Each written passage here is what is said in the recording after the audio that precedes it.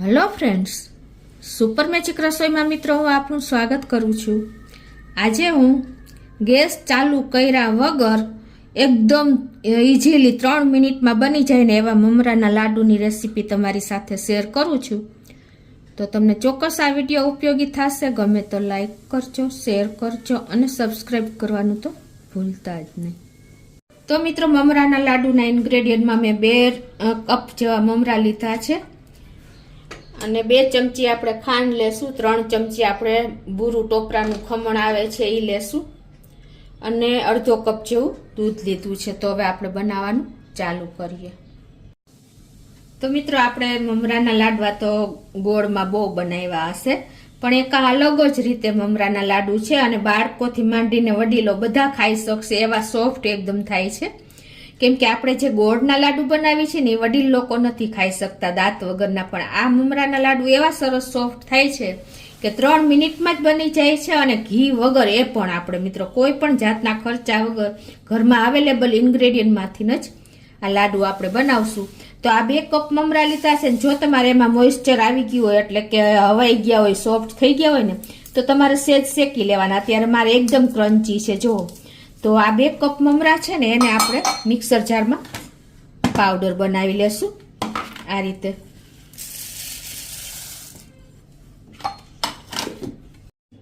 તો જો આ રીતે આપણે પાવડર બનાવી લીધો છે। હવે એને આપણે એક બોલમાં લઈ લેશું અને એમાં આપણે 2 ચમચી જેવી આપણે દળેલી ખાંડ નાખશું। તમારા ટેસ્ટ એકોર્ડિંગ તમે વધઘટ કરી શકો છો। અને 3 ચમચી જેવું આપણે ટોપરાનું ખમણ નાખશું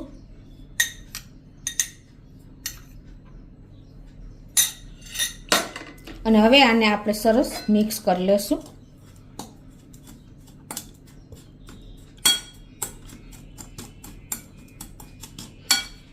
મિત્રો, આ એકદમ ટેસ્ટી લાડુ તૈયાર થાય છે। તમે એક વખત મૂકશો ને મોઢામાં તો પણ ઓગળી જશે એવા એકદમ સોફ્ટ અને ટેસ્ટી લાડુ તૈયાર થઈ જાય છે।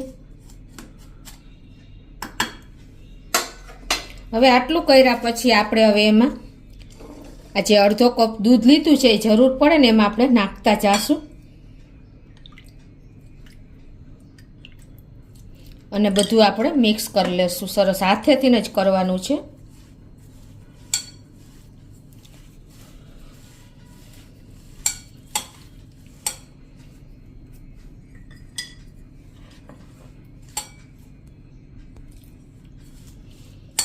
મિત્રો, સેજ આપણે સોફ્ટ રાખવાના, એટલે ડ્રાય થશે ને તો પણ તમારા લાડુ એવા ને એવા સોફ્ટ રહેશે। કેમ કે દૂધ થોડુંક આપણે લૂજ રાખવાના, દૂધ નાખવાનું વધારે થોડું।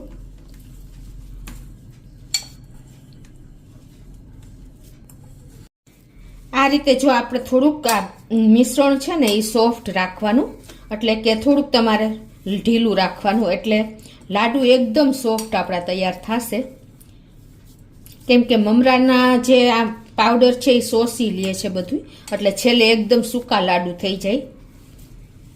તો આ રીતે તૈયાર થયા પછી તમારે ટેસ્ટ કરી લેવાનો। જો તમને સેજ મોરું લાગે, એમ કે ટેસ્ટમાં ગળાશ ઓછી હોય ને તમે વધારે ગળાશ ખાતા હો તો થોડીક ખાંડ નાખવાની। હવે આપણે લાડુ તૈયાર કરી લેશું આ રીતે। મીડિયમ સાઈઝના આપણે નાના નાના બોલ્સ બનાવી લેશું।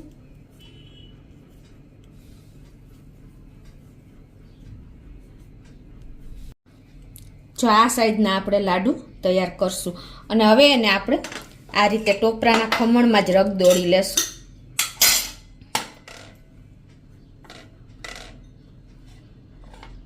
તો આ રીતે હું બધા લાડુ તૈયાર કરી લઉં છું। તો આ રીતે જો આપણે એકદમ સરસ સ્વાદિષ્ટ લાડુ તૈયાર થઈ ગયા છે અને તમને એકદમ આમ ટોપરા પાક જેવો ટેસ્ટ આવશે મિત્રો, એટલા સ્વાદિષ્ટ લાડુ તૈયાર થાય છે અને આ બાળકો પણ હોશે હોશે ખાશે અને વડીલોને પણ ભાવશે। કેમ કે દાંત વગરના લોકો પણ આ લાડુ ખાઈ શકે છે મિત્રો। તમે ખાંડની જગ્યાએ સાકરનો ઉપયોગ કરો તો બેસ્ટ છે।